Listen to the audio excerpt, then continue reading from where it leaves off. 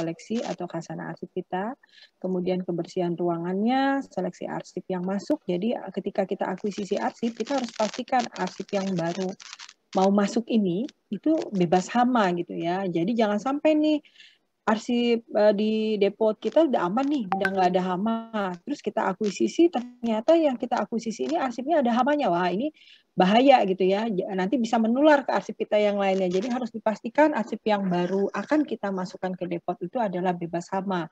Kemudian dilakukan pemantauan dan monitoring secara reguler dan ada tindakan pengendaliannya, yaitu dengan menggunakan atau tidak menggunakan bahan kimia, yaitu tadi misalnya dengan fumigasi. Nah ini contohnya yang kimia kita pakai fumigasi gitu ya. Kemudian ada yang non kimia yaitu dengan cara di freezing. Jadi tingkat suhunya ini yang kita sesuaikan, kita jaga. Kemudian ada juga dengan modif udara seperti O2-nya diturunkan, karbon dioksidanya dinaikkan gitu ya. Terus ada gas nitrogen. Kemudian yang juga kami lakukan untuk yang pita magnetik ya kita jaga nih suhunya supaya tetap berada di 15 derajat Celcius, kelembapannya 50%. Dan menggunakan yang bebas medan magnet, bebas debu, untuk perekaman kita menggunakan kaset baru gitu ya. Terus ada pemutaran secara rutin, paling tidak 1 tahun sekali supaya tidak lengket pita kasetnya itu. Kemudian keluarkan dari player setelah selesai, patahkan record tape untuk mencegah salah rekam.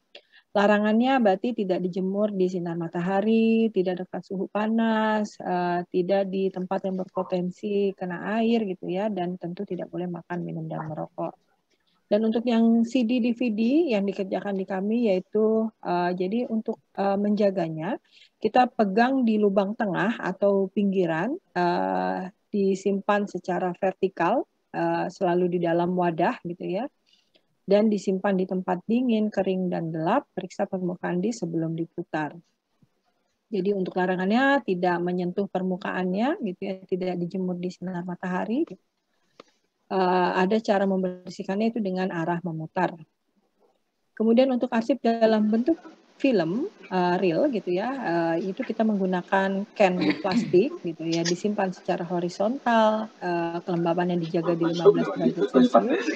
Sama, ini juga diputar secara rutin paling tidak 1 tahun sekali gitu ya, dan ada maksimal tumpukan can-nya, yaitu maksimal ada 5 can. Simpan di tempat yang bebas ultraviolet atau dia harus redup.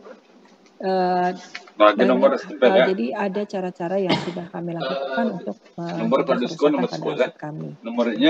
Dan tempat penyimpanan, Bapak Ibu bisa lihat untuk penyimpanan arsip kertas, lemarinya adalah lemari roll opaque gitu ya, roll opaque di sebelah kiri ini. Yang di tengah untuk penyimpanan arsip peta, yang artinya tadi saya bilang tidak boleh dilipat ya Bapak Ibu ya, jadi kita sesuaikan dengan lebar besar ukuran dari arsip itu sendiri.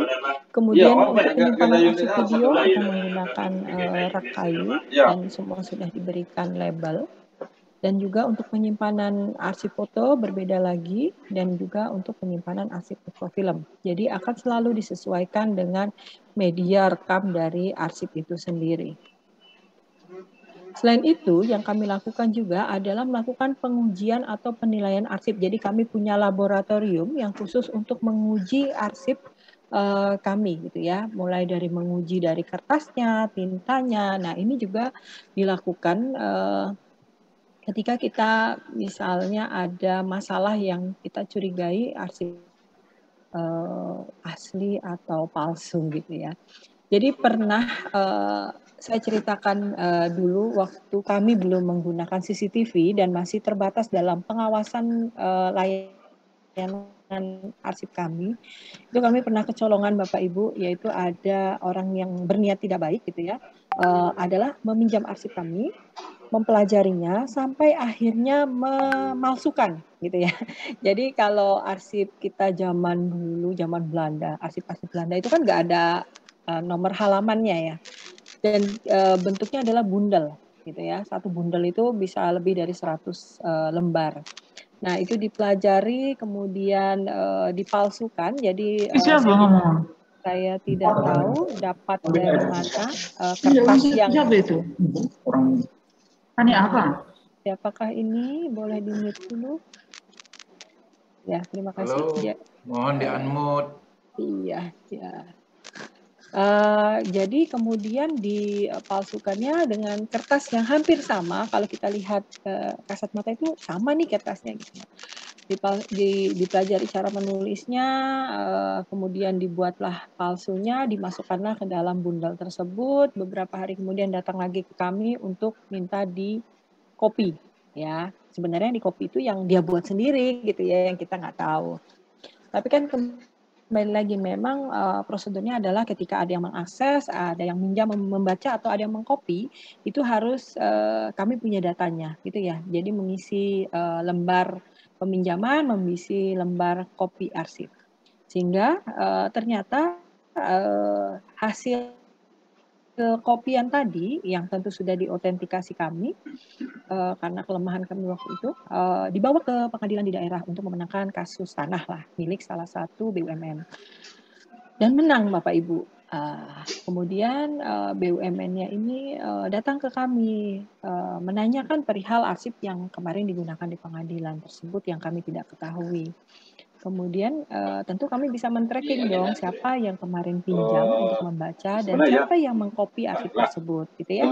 Terus kita buka, kita ambil arsipnya, kita buka, kemudian kami cek ke laboratorium kami. Jadi dari satu bundel itu yang di-copy yang mana gitu ya, nah itu yang kita cek ke lab kami.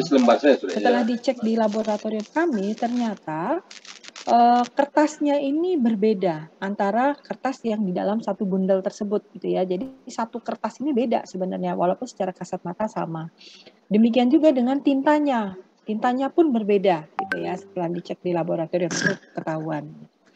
Nah, dari situ kemudian kami menyampaikan perihal tersebut ke pengadilan di daerah tersebut dan akhirnya kemenangan yang kemarin itu dibatalkan dan akhirnya orangnya masuk dalam daftar pencarian orang gitu ya karena sudah melakukan penipuan, pemalsuan gitu ya. Jadi dari sini inilah salah satu manfaat dari laboratorium kita gitu ya. Selain dia nanti mengecek kertas kita ini, arsip kita ini kira-kira bisa tahan berapa lama. Jadi sebelum rusak itu kita sudah harus prioritaskan dia untuk dilakukan yang namanya preservasi tadi. Begitu Bapak Ibu dan sejak kejadian itu ya alhamdulillah sekarang kita sudah punya CCTV di berbagai tempat dan pengawasannya sudah lebih baik lagi sehingga diharapkan tidak terjadi yang seperti waktu itu kami alami gitu ya. Oke, berikutnya saya masuk ke dalam restorasi arsip. Restorasi arsip di sini ada yang kuratif, yaitu tindakan preventif yang sudah maksimal, tapi arsipnya tetap rusak, maka harus kita perbaiki. Tujuan utamanya memperbaiki merawat arsip yang mulai atau sudah rusak dan kondisinya memburuk, sehingga dapat memperpanjang usia dari arsip statis tersebut. Dan tentunya dalam hal ini prinsip dari perbaikannya adalah tidak menghilangkan, mengurangi, menambah, dan merubah nilai arsip. Jadi kita nggak boleh nambah nih. Jadi harus menjaga keasliannya. Dan harus dilakukan segera ketika kita sudah bisa mengidentifikasi terjadi kerusakan gitu ya. Tidak merusak atau melemahkan arsip sehingga aman bagi arsip, mengganti bahan yang hilang dari arsip menggunakan bahan yang sama atau mirip yang asli. Sebelum dan sesudah perbaikan harus didokumentasikan. Jadi before after-nya harus didokumentasikan dan dilakukan oleh orang yang ahli. Kalau kita lihat di sini ya kami menggunakan tadi siapa yang tanya ya, Bu Diah kalau nggak salah ya. Jadi ini kami menggunakan kertas atau tisu Jepang ya untuk restorasi kami, di mana prosesnya seperti ini. Jadi setelah nanti masuk ke ini disebutnya namanya lift casting ya. Ini kalau Bapak Ibu berkunjung, kalau dulu masih boleh masuk, sekarang udah nggak boleh. Ini kayak prosesnya laminasi tadi. Cuma Bapak Ibu kalau laminating kita di luar itu kan Bapak Ibu arsipnya dipanasin, kalau ini enggak gitu lah. Justru kita nanti ada unsur airnya di sini supaya nanti si arsip kertas ini menempel dengan kertas tisu Jepang tadi. Nanti setelah proses ini dilakukan baru dilakukan pengeringan. Pengeringannya tentu tidak dijemur di sinar matahari karena nanti akan keriting arsipnya seperti yang tadi kita lihat ya contohnya. Dia adalah dengan menggunakan kipas angin. Gitu ya. Ini Bapak Ibu bisa lihat di belakang sebelah kiri itu ada seperti rak-rak. Ini adalah penjepit kertasnya ketika nanti dia dianginkan dengan kipas angin untuk pengeringannya. Sehingga kalau nanti sudah melalui proses ini, lift casting ini kan sebelumnya sudah disemprot dulu dengan cairan kimia tertentu. Ini insya Allah 100 tahun Bapak Ibu dia tidak akan dimakan rayap arsipnya. Gitu ya. Ini salah satu proses yang bisa kita lakukan untuk restorasi. Dan berikutnya salah satu bentuk yang harus kita lakukan tadi digitalisasi atau alih media. Yaitu jadi kita harus memastikan bahwa yang kita alih mediakan adalah arsip yang otentik, yang sesuai dengan aslinya. Oleh sebab itu harus ada berita acara, ada tadi daftar arsip yang dialih mediakan, dan tentunya dalam hal ini Bapak Ibu harus memiliki aturan yang berlaku di lingkungan Bapak Ibu terkait dengan proses alih media ini, gitu ya. Sehingga itu menjamin kepastian hukum dari arsip yang Bapak Ibu alih mediakan. Dan dalam hal ini di Peraturan Antri Nomor 9 Tahun 2018 itu ada salah satunya adalah melakukan alih media untuk arsip dinamis yang kita miliki. Dan walaupun sudah dialih mediakan bukan berarti arsip yang hard copy tadi Bapak Ibu abaikan gitu ya. Tidak, kita tetap harus menjaga atau memelihara kedua bentuk arsip tersebut. Karena biasanya untuk alih media, khususnya alih media arsip dinamis itu kita utamakan untuk kemudahan akses. Tapi untuk pembuktian ketika arsipnya adalah lahir secara hard copy, maka itulah yang akan menjadi bukti utama ketika masuk ke dalam proses pengadilan. Nah, untuk metode pertimbangannya bahwa alih media ini harus memperhatikan kondisi arsip dan nilai informasi. Jadi pada umumnya untuk kondisi arsip yaitu tadi kalau yang sudah mulai yang rentan untuk mengalami kerusakan secara fisik itu yang kita utamakan. Atau ketika menggunakan arsip dengan format medianya dengan format lama, khususnya yang elektronik ya, itu harus kita alih mediakan ke versi baru supaya tadi yang disampaikan oleh Pak siapa tadi ya, Pak Firman kalau nggak salah ya, bahwa kita nggak punya lagi alat bacanya, itu jangan sampai terjadi. Dan kemudian informasi yang terdapat dalam media lain, di mana media tersebut secara sistem tidak diperbarui karena perkembangan teknologi. Dan untuk nilai informasi, biasanya yang diutamakan untuk dialih mediakan adalah yang di JRA itu tulisannya permanen, gitu ya. Jadi yang memiliki nilai penting yang itu yang kita utamakan untuk dialih mediakan, dan juga informasi yang berdasarkan peraturan perundang-undangan tentang KIP bahwa harus diumumkan secara serta-merta. Itu juga kita utamakan untuk alih mediakan. Nah, ini untuk duplikasi sendiri kita tahu ya perkembangan dari teknologi mengakibatkan perubahan media rekam dan juga alat bacanya, sehingga kita harus segera merubah ketika ada format baru, yang format lama kita alih mediakan ke format baru. Seperti ini contohnya bisa dilakukan digitisasi gitu ya. Khawatir nih kalau yang arsip foto ini lama-lama rusak, maka kita bisa konversikan ke dalam bentuk soft file. Dan untuk migrasi perkembangan teknologi sendiri kita tahu ya bentuk dari komputer kita aja berubah-ubah. Dan saat ini tidak ada lagi slot untuk kita menaruh disket atau CD gitu ya. Cukup flash disk saja. Dan alih media dilakukan dalam rangka penyediaan arsip dimaksudkan untuk memudahkan akses yang seperti yang tadi saya sampaikan. Kemudian pelaksanaan konservasi arsip statis melalui reproduksi dilaksanakan dengan melakukan yang namanya alih media. Jadi untuk arsip-arsip yang sudah rentan kita utamakan untuk alih mediakan sehingga nanti ketika mau diakses itu yang diberikan adalah yang hasil alih media, bukan yang asli dalam bentuk hard copy, ya. Dan ini kenapa sih kita harus melakukan alih media? Yaitu karena adanya perkembangan teknologi, adanya tuntutan layanan, gitu ya, dan juga adanya efisiensi dan efektivitas dari organisasi.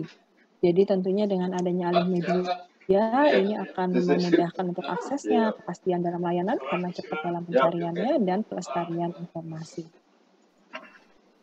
Untuk digitisasi sendiri, kita sudah merubah format dari analog menjadi digital, yaitu bisa dilakukan dengan scanning atau capturing dengan peralatan seperti yang ada di gambar.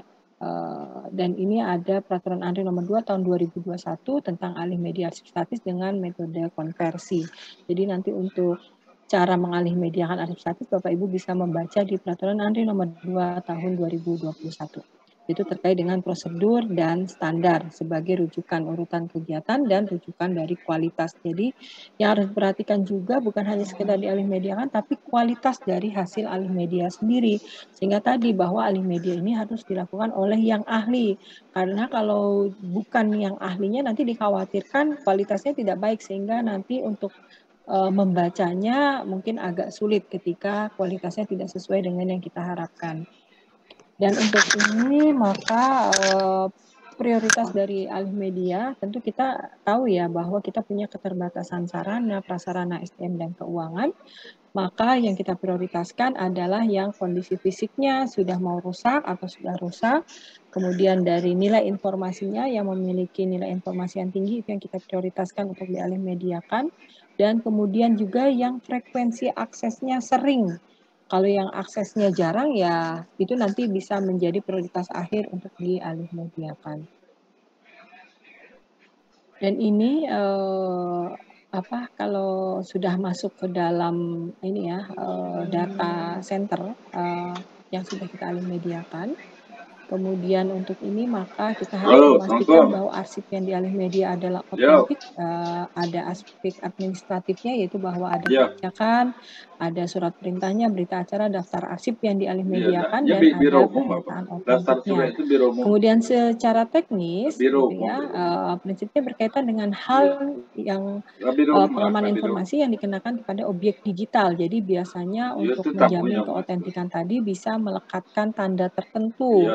Atau misalnya kita kasih timestamp, kemudian ada nilai hash, ada tanda tangan digital, ada watermark, ada teknik steganografi. Ini semua dilakukan dalam rangka menjamin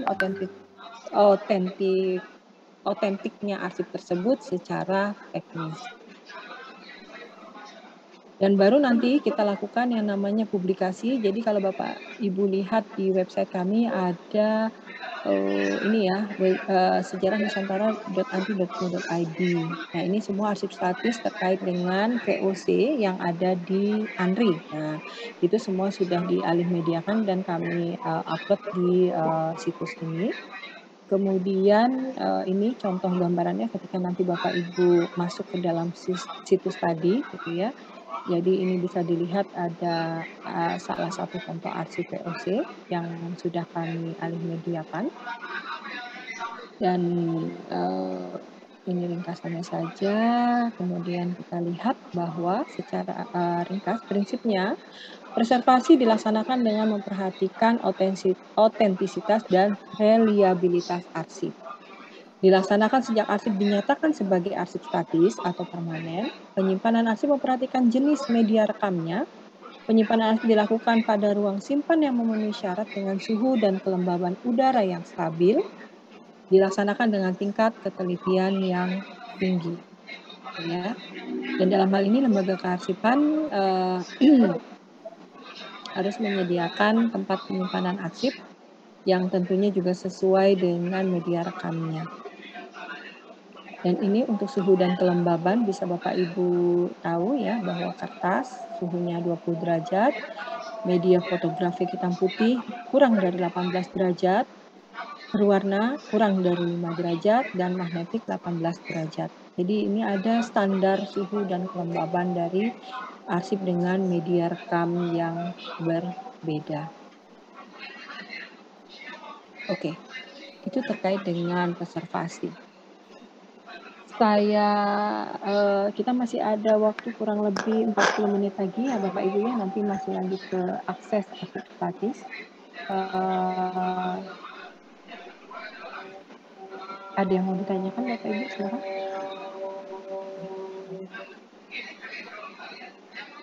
Ada yang mau bertanya atau tidak? Tidak? Oke, kalau tidak, oke, saya sebentar tunggu azan berhenti dulu ya, baru nanti saya lanjutkan.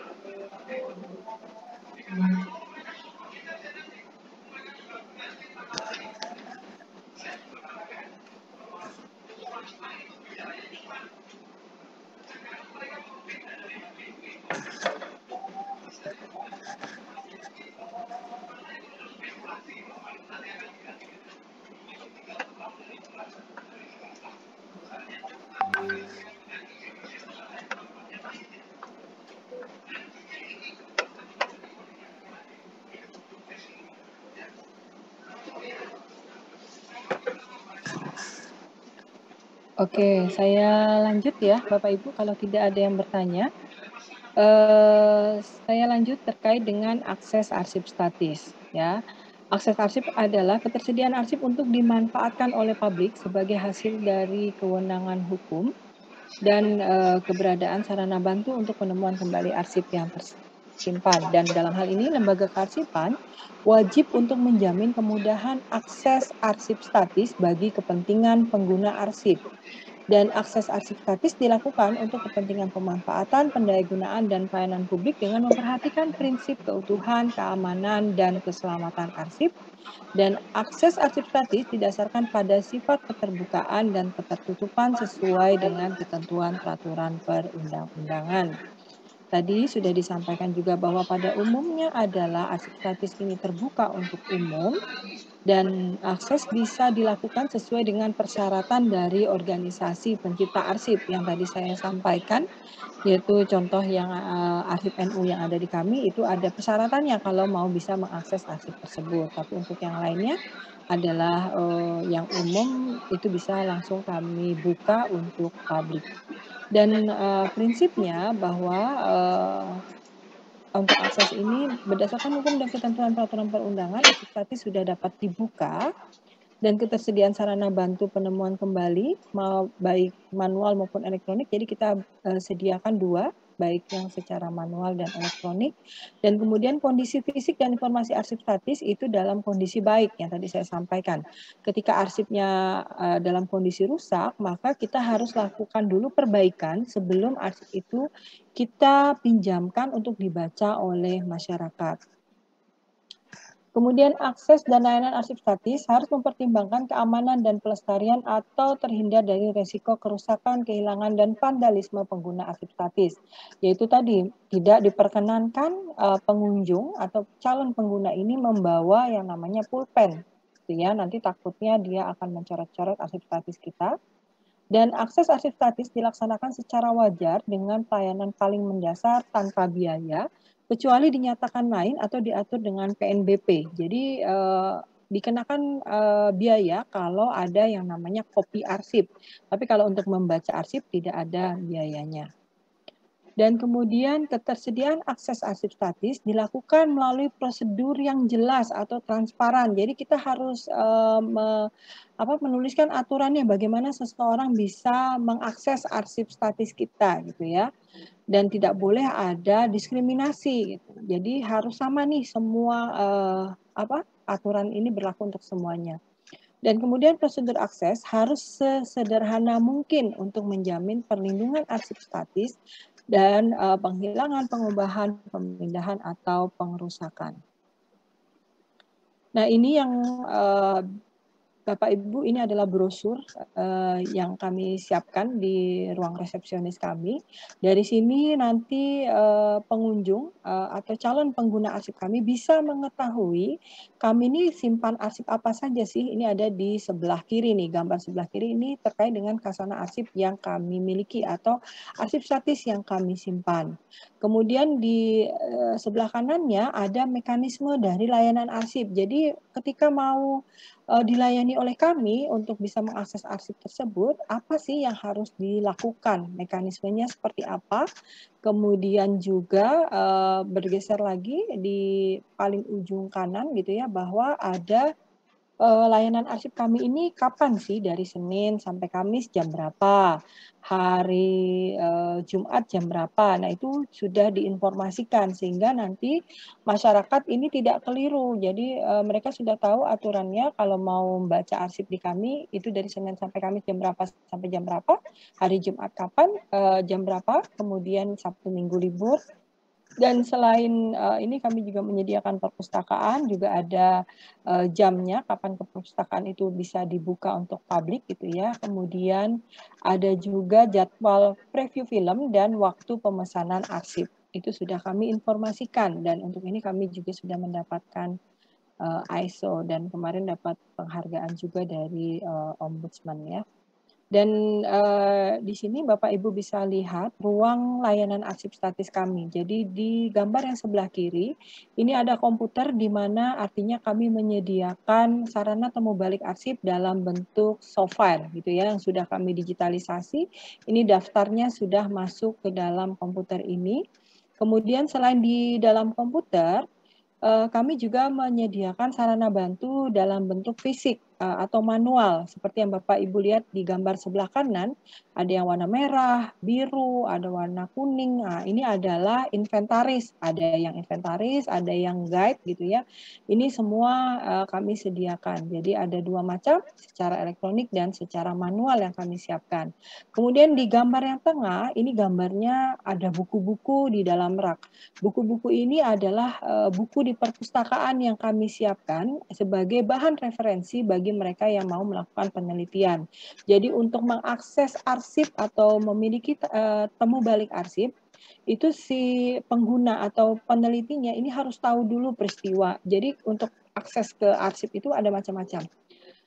Kita harus tahu misalnya tahun berapa kejadiannya, di daerah mana. Nah, itu bisa dibaca dari buku-buku ini. Kemudian mungkin bisa diketahui juga siapa tokoh-tokoh yang terlibat. Nah, ini nanti bisa menjadi bantuan ketika kita mau mengakses, kita menentukan inventaris mana yang harus kita baca gitu ya. Atau juga terkait dengan instansi mana yang terlibat dalam peristiwa sejarah tersebut. Nah, ini yang ada di dalam komputer kami terkait dengan aplikasi sistem kearsipan statis gitu ya. Jadi di sini nanti juga ada daftar arsip sebagaimana halnya di dalam inventaris tadi. Ini yang tadi, yang sejarah Nusantara. Kemudian, nah ini supaya lebih lengkapnya Bapak Ibu yang belum punya kesempatan untuk berkunjung ke ruang layanan arsip kami, ini seperti ini Bapak Ibu. Jadi kita lihat mulai dari gambar sebelah kiri dulu. Ini adalah lampu baca. Jadi ini kami sediakan untuk pengunjung yang mau menggunakan arsip kertas gitu ya, mau membaca arsip kertas kami. Jadi ini sudah kami siapkan sarana prasarananya. Kemudian yang di sebelah kanan tadi sudah ada komputer ya untuk mengakses daftar arsip yang sudah kami sediakan secara elektronik. Kemudian di bawahnya yang masih di ujung sebelah kanan itu adalah untuk melihat arsip dalam bentuk mikrofilm. Jadi alat bacanya yang seperti komputer berwarna putih itu untuk membaca arsip dalam bentuk mikrofilm. Kemudian bergeser ke kiri itu adalah untuk melihat arsip yang dalam bentuk film gitu ya, preview film. Ini bisa dilakukan di sini. Dan kemudian di sebelah kanan bawah itu ada loket ya, loket bagi mereka yang mau mengcopy arsip. Ya, jadi ada biaya yang dikenakan sesuai dengan aturan PNBP. Itu nanti dilakukan di loket ini. Dan artinya di sini Bapak Ibu, kami menyesuaikan dengan media rekam arsip yang kami miliki. Jadi kalau media rekam kertas ya kami sudah sediakan meja yang ada lampu bacanya gitu ya. Untuk yang media rekam dalam bentuk mikrofilm kami juga sudah siapkan alat untuk membacanya. Yang dalam bentuk video juga sudah kami siapkan alat untuk membacanya. Sehingga ini diharapkan bisa memudahkan masyarakat dalam mengakses arsip kami. Dan ini ada daftar harga dari jasa reproduksi atau kopi arsip yang ada di kami gitu ya, ada kategori pelajar dan umum. Ini sudah sesuai dengan aturan PNBP. Jadi ini pun harus kita informasikan secara transparan kepada pengguna arsip kita. Dan ini demikian juga dengan mekanisme layanannya, jadi pengguna tahu harus bagaimana mereka untuk bisa mendapatkan layanan arsip kami.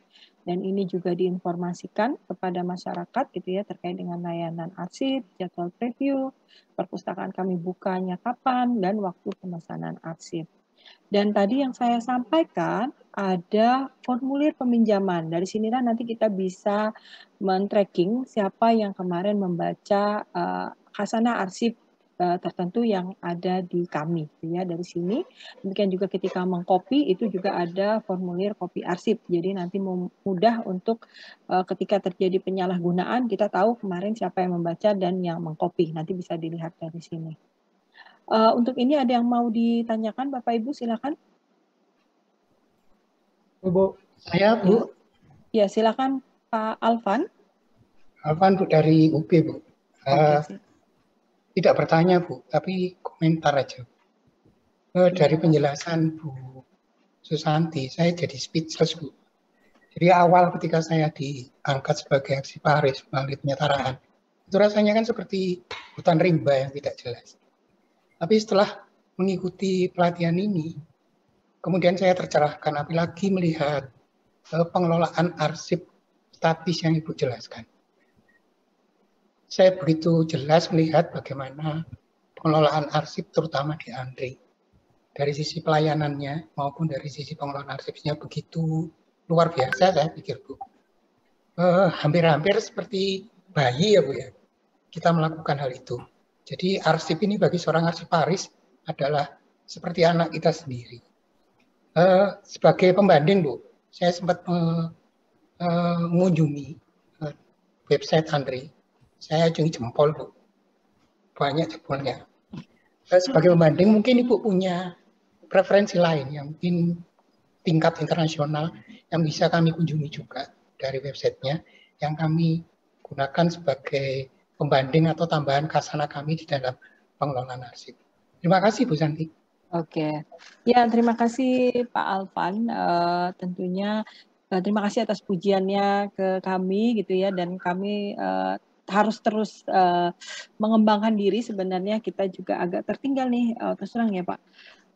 Dulu negara lain itu berkiblatnya ke Indonesia untuk kearsipan. Tapi sekarang nih kita agak tertinggal nih, justru kita cari-cari referensi juga di negara lain. Nah, biasanya yang kami jadikan referensi itu adalah di Belanda, Pak. Jadi Bapak bisa googling tuh di National Archive Nederland, itu bisa dilihat. Kemudian juga Korea, Pak. Itu yang saat ini juga menjadi kiblat kami dalam mengembangkan kearsipan di Indonesia gitu ya, Pak ya. Terutama dengan adanya arsip elektronik ini. Kalau tadi kan saya sampaikan untuk JRA kita berlaku untuk yang fisik maupun yang elektronik gitu ya. Kalau musnah ya musnah semua. Tapi untuk di Korea perkembangannya adalah untuk arsip dalam bentuk elektronik itu tidak dimusnahkan karena dia kalau kita mau memusnahkan arsip elektronik sebenarnya itu harus dimusnahkan sama alatnya gitu ya, alat penyimpannya. Misalnya disimpannya di komputer, ya komputer harus dimusnahkan, karena kalau hanya sekedar kita delete, itu sebenarnya masih bisa dipanggil oleh ahlinya gitu ya, masih bisa dibaca. Nah, hal-hal tersebut yang mungkin bisa menjadi referensi Bapak juga untuk melihat di negara lain, ya saat ini yang kami lihat adalah di Belanda dan di Korea, begitu Pak Alfat, nanti mungkin bisa dicari websitenya. Oke, Terima kasih. ya, terima kasih Pak Alfan. Mudah-mudahan UB bisa segera memperbaiki diri untuk kearsipannya menjadi yang terbaik begitu ya Pak ya. Seperti Amin. Semangat Bu kami Bu. Amin. Cita-cita yang disampaikan oleh Pak Koto waktu itu ke saya gitu. Jadi ditantang oleh Pak Rektor nih, gimana supaya UB bisa jadi kiblat kearsipannya bagi perguruan tinggi lain, menjadi contoh gitu. Waktu itu saya disampaikan itu, ya udah ayo saya siap bantu gitu ya, tentunya sesuai dengan kemampuan saya apa yang bisa saya bantu seperti itu. Dan mudah-mudahan cita-cita tersebut bisa segera terwujud. Amin. Terima kasih Bu Santi. Ya, terima kasih Bapak. Ada lagi Bapak Ibu yang lain yang mau bertanya? Pak Rustam Bu. Pak Rustam. Oke, silakan Pak Rustam. Baik, setelah pemaparan dari Ibu, sepertinya saya agak, kalau dilihat dari depot arsip statis, kayaknya lagi ruangannya lebih benar-benar ini safety ya Bu ya. Itu yang dapat saya tarik kesimpulan. Terus dari cara peminjaman buku ini yang ada di Andri arsip ini, saya belum melihat tentang sanksi Bu. Apa ada sanksi seandainya di peserta tadi peminjam itu ada yang menyalah aturan gitu Bu. Saya rasa dulu Bu. Terima kasih Bu. Oke. Sanksinya sih sementara memang sanksi apa ya Pak ya, hukumannya kita juga mau memintakan denda juga nggak bisa, mau menghukum penjara juga nggak bisa gitu ya, kecuali kalau Bapak membaca di Undang-Undang 43 itu dari pasal 81 sampai 88 itu terkait dengan sanksi pidana dan perdata dalam pengelolaan arsip yang salah Pak. Ya, itu baru ada di aturan di Undang-Undang 43 mulai dari pemusnahan yang tidak sesuai prosedur. Nah, itu ada hukumannya tuh 10 tahun plus denda 500 juta rupiah.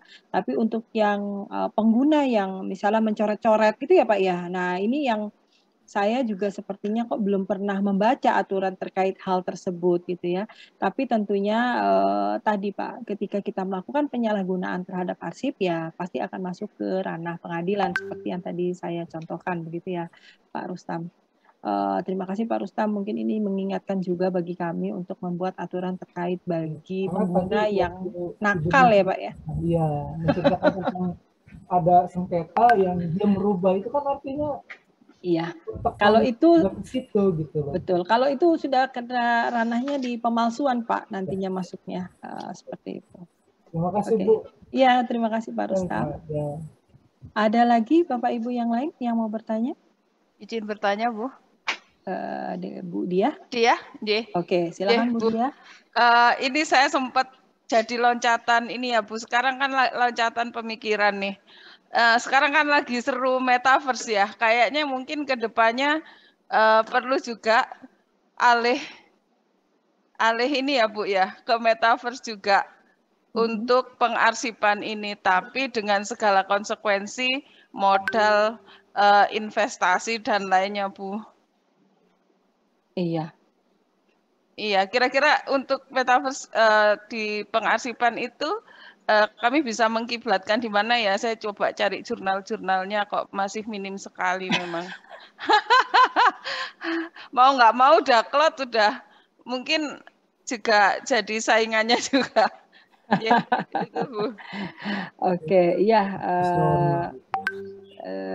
Terima kasih Bu Diah ya, memang ya tadi ya semakin perkembangan ya kita harus mengikuti. Nah, mohon maaf juga nih saya juga kalau tadi Bu Diah berkiblatnya kemana, Saya juga belum tahu nih, belum dapat info juga dan belum pernah membaca juga gitu ya.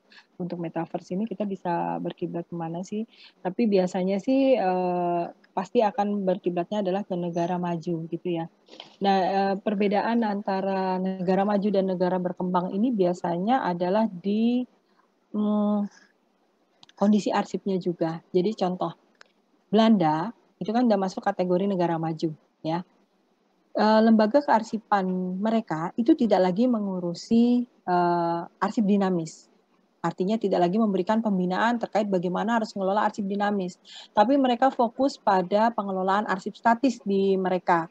Artinya karena kenapa seperti itu? Karena di instansi pencipta ini semua arsip dinamisnya sudah oke, sudah tidak perlu diragukan lagi gitu ya. Sedangkan di kita ini di negara berkembang ini arsipnya masih berantakan nih, padahal kita juga udah capek pembinaan dari tahun ke tahun terus dilakukan gitu ya.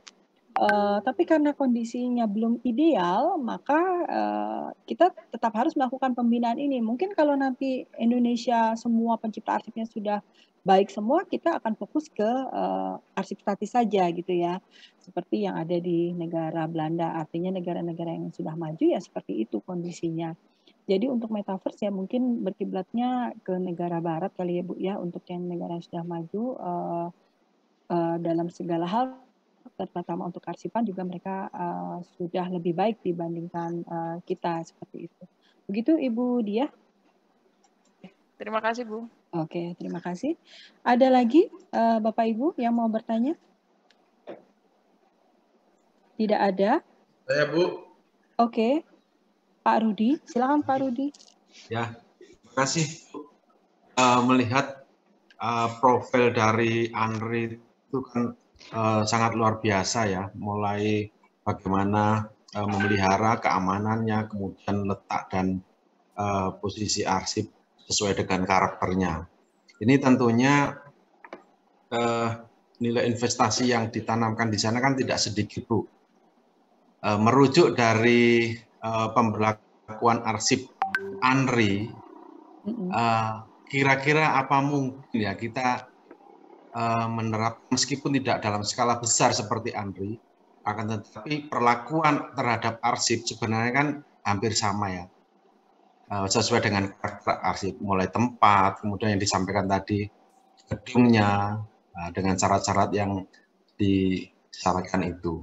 Kira-kira mungkin enggak perlakuan arsip seperti di Andri itu diadopsi di unit-unit terkecil, misalkan di perguruan tinggi ataupun di lembaga yang lain, karena begitu pentingnya, begitu harus safe-nya arsip itu sendiri, sehingga memerlukan perlakuan-perlakuan yang khusus. Begitu Bu. Terima kasih Bu. Nanti. Ya. Terima kasih Pak Rudi. Jadi sangat mungkin Pak, Bu, dan memang harus gitu ya, memang harus. Jadi kalaupun misalnya, oh kita ini anggarannya terbatas, nggak seperti Andri memang punya anggaran untuk itu, kami kan nggak punya gitu ya. Tapi anggarannya itu.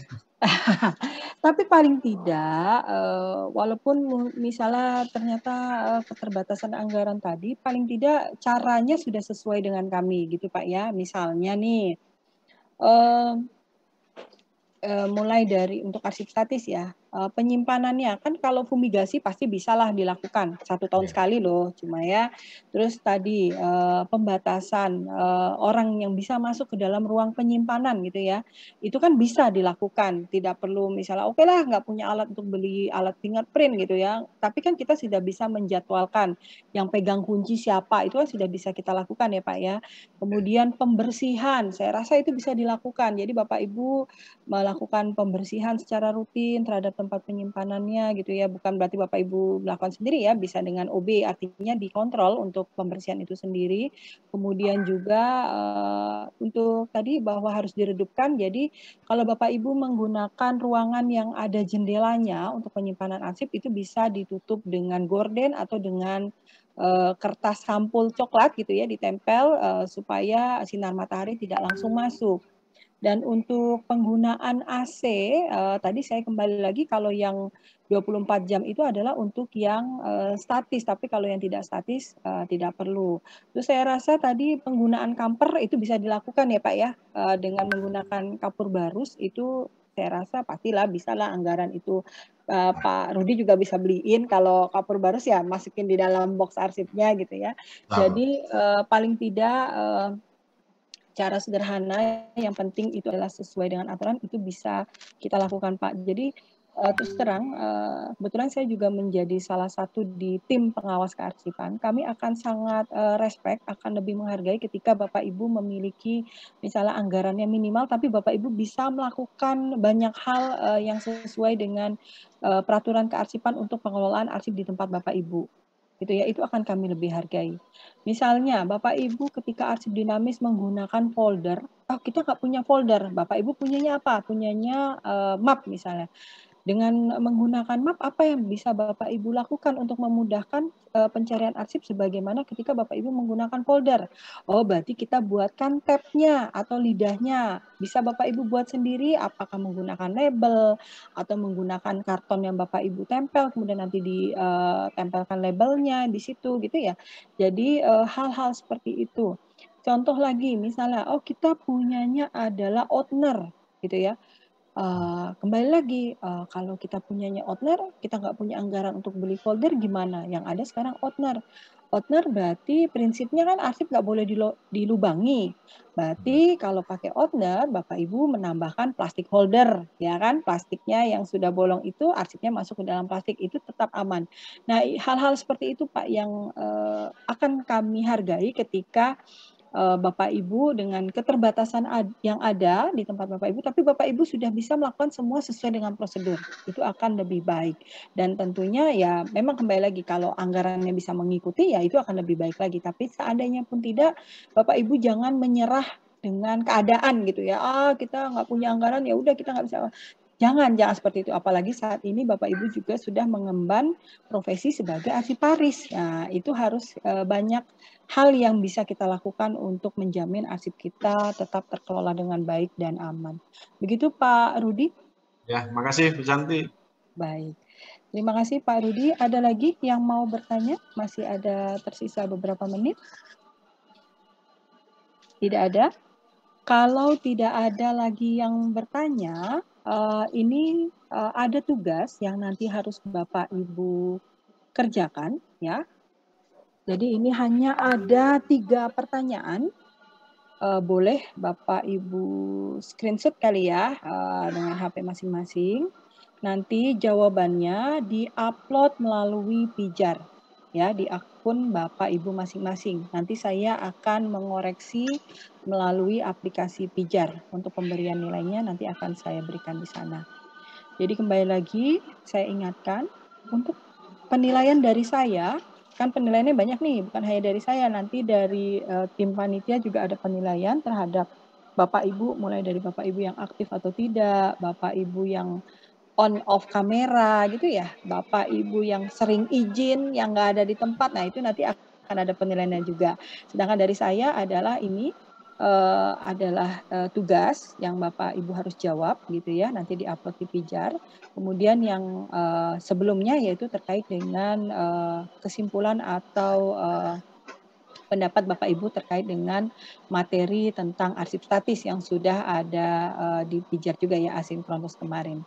Jadi itu